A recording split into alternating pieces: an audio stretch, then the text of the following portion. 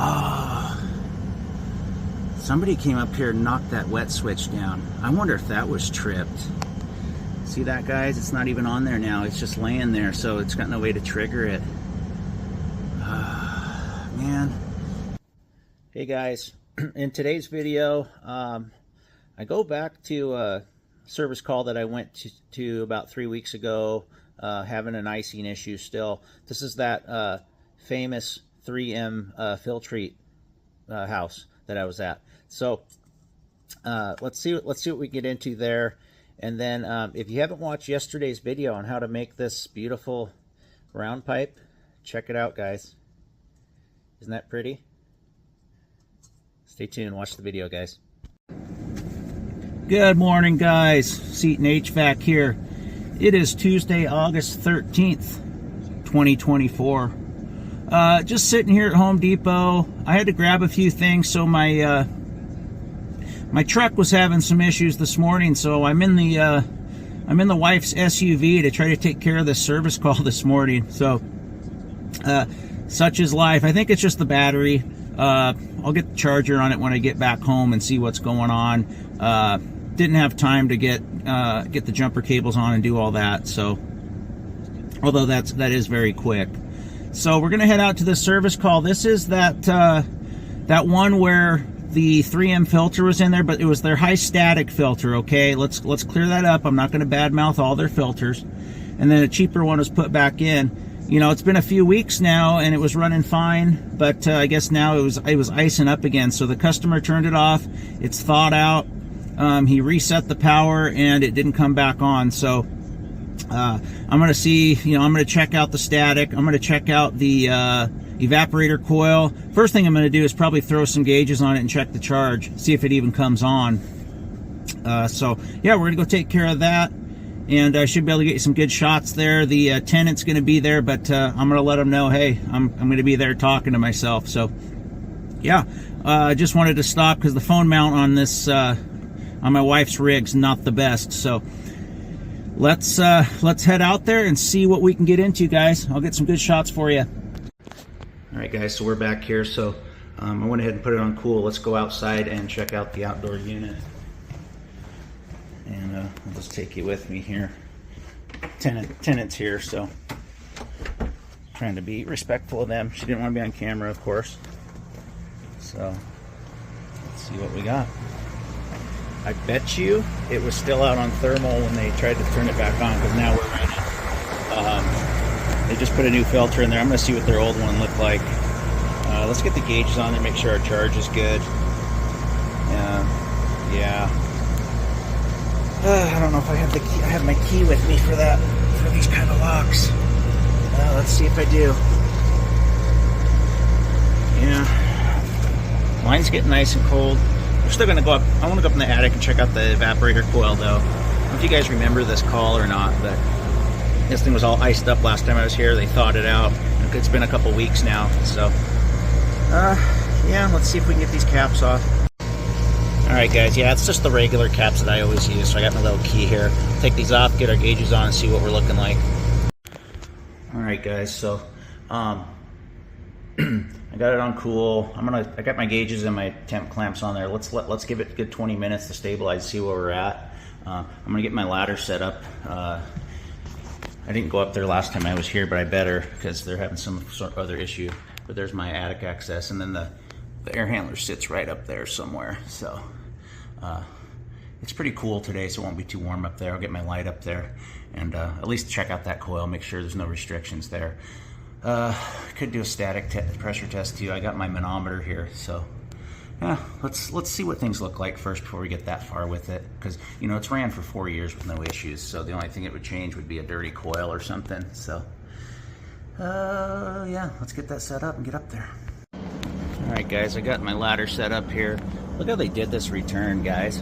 Just ridiculous. So it doesn't even have an elbow on it. I remember seeing this and I told them I should clean that up, and I might end up doing that. Give this a nice elbow and help out this system.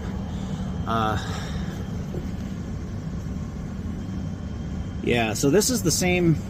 I don't know what's going on with that drain right there. Oh, they just have a wet switch in there, which Yeah, we got water in that coil. Somebody came up here and knocked that wet switch down. I wonder if that was tripped. See that, guys? It's not even on there now. It's just laying there, so it's got no way to trigger it. Man, these rentals, boy, I'll tell you. And we got something else going on here too now. Somebody's been up here messing with stuff, because I think that's the intake pipe. That wasn't hanging there like that before. All right. Rentals, man. People need to quit messing with stuff. They're gonna have more problems if they don't just let me fix some stuff. So let's see what we can do today about keeping their AC going. I bet you it's gonna stay going now. What happened was that the coil iced up, it thawed out, and it filled that drain pan up and triggered that wet switch, that float switch, and didn't allow the system to kick back on. So somebody came up here, just knocked it down, and now it's working. Ha ha ha. You dirty dogs. Gotta love rentals, guys. Alright guys, we're back here. It's been running for about 15-20 minutes. Look at our suction line temp. Look at our vapor saturation. Yeah, she's going to be icing up, but now we do have no load in the house, okay? It's cool in there. It's still in the morning. It's like 68 in the house, and it's only like, shoot, probably about the same outside so far today. It's only supposed to get up to about the mid-70s, so I don't think there's anything wrong with this. I'm gonna go see what the settings are at inside. You know, I mean, your pressures and everything are low, but this is no load in the house. I'm gonna go get and you can see the superheat and subcool aren't bad. You know, obviously we got low suction, low head. I mean, we just don't have any load. I'm gonna go up in the attic now and at least check, make sure that we don't have a restricted evaporator or something weird. But that, if we had a restriction, we'd be running high head, so which we're not. So, but let's go up there and just see what kind of nonsense happened. Somebody was up there toying around. Yeah, rentals. I'll say it again. All right, guys, we're up here. So that's our intake there, which I think it was like that before, but okay, well, let's drop in the attic when you could have easily just done a concentric kit right there, huh? This was all insulated. Somebody, it probably fell down, but this is icing up. This was all icing up last winter, maybe it was 2 winters ago, and then it was the drain. So somebody came out and plugged in some heat tape. I went ahead, I can't find the bolt for that. I went ahead and set that back in there, so at least if any more water gets into that pan, that'll evaporate out of there. That's not much in there. It'll trigger that wet switch. Yeah, somebody's been clowning around up here because there's, I don't know, there's some weird stuff going on here. There's my coil back in there. You know, can't even really get that door off. They put the vents right in the way. You got the flex in the way. I'm not gonna mess with it, guys. It's cooling. So I know what happened. That triggered and kicked the system off. I know the guy came up here because the bolt's missing. Oh, there's the bolt right there. Maybe I'll at least get her bolted back on there.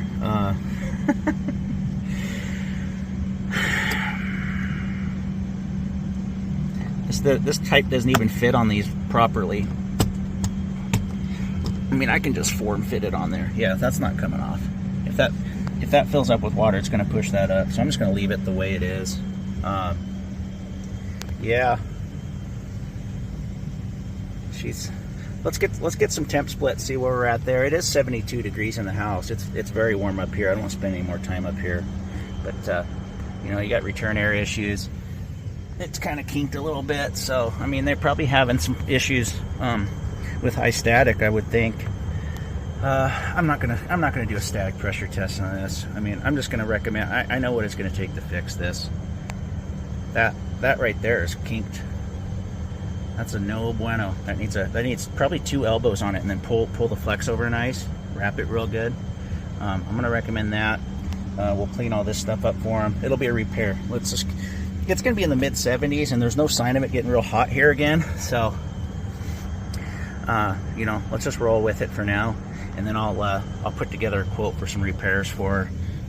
insulate all that better, insulate all the drains better that aren't insulated. Looks like some of that insulation fell. You can see none of that's insulated. That heat tape's not good on that stuff. It's you're just asking for problems with that. So not a big proponent of the heat tape. But yeah, let's get out of this hot attic. I'm gonna put together a quote for. Let's go get our temp splits and see where the gauges are at now, and see if we got any frosting on the lines. I mean, with those temps we probably do, but this stuff needs to be all fixed, and they shouldn't be running the AC much anyway here the rest of this summer, unless we get another hot snap. Then we'll make sure we get these fixes done beforehand. So let's head out of here. All right, guys, just for shits and grins, let's pull this off and see what that filter looks like. They said they replaced it a week ago. Let's see what type they put in there too. All right, guys, she's clean. It's a 3M, but it's not one of the high static ones. I'm not bad-mouthing the whole company. So there's nothing wrong with this.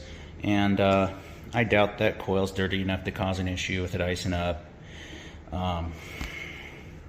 Yeah, it iced up because they had a dirty filter in here again, I bet you, because they just replaced this. Wish people would date these things, but yeah. I mean, there's a little bit of dust inside of that return, but you know, if you had a caked up coil, you'd see a lot more crap in here. That's just from my experience. You guys may have seen different, but let's throw this filter back in. Let's go see what the gauges look like now. All right, guys, we're back out at the gauges now. Those two numbers are pretty darn good. You know, we're a little low. Like I said, it's low load conditions. You know, our VSAT's still sketchy, but look at our suction line temps gone up to 39 and rising. You know, as our superheat rises, as our suction pressure rises, this is going to stabilize ahead of that, especially once it warms up a little bit and you get a little more load in the house. You can see it slowly rising. So I'm not concerned about this.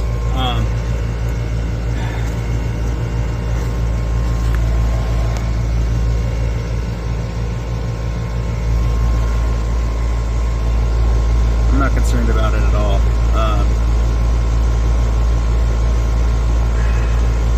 I don't think we have a low charge. Not with that much subcooling. No way.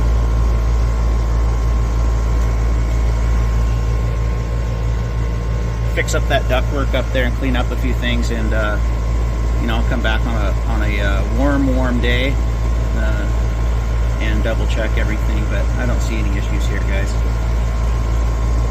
What do you think? Okay, guys, I'm gonna cave and well, no, look at our subcool. I'm not gonna cave and put a little juice in it. That's not the right thing to do. We don't have any restrictions in the ductwork. Our airflow's fine. Just based off my experience.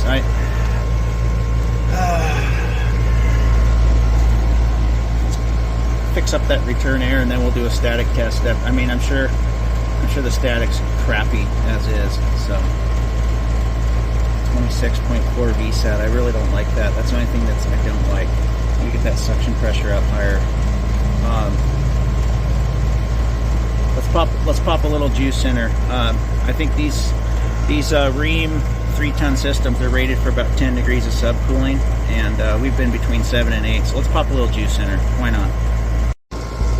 Okay, guys, that would have been a hack thing to do, to add refrigerant to it. We know better than that, to add refrigerant just to bring your suction up and hope that brings your VSAT up, your vapor saturation. I like where our subcooling and superheater at. I'm pretty darn sure we just have a low airflow scenario. I'm not going up in that attic to do a static pressure test right now. You know, I got to go up there to fix that return anyway and put some hard elbows on that. So here's what we're going to do. We're going to quote her those repairs of fixing up that return. At that point, you know, we're fixing up all that other stuff up there. I'll try to do it on a cooler morning. You know, it's pretty warm up there. We haven't been cooling off at night because of the cloud cover and the smoke.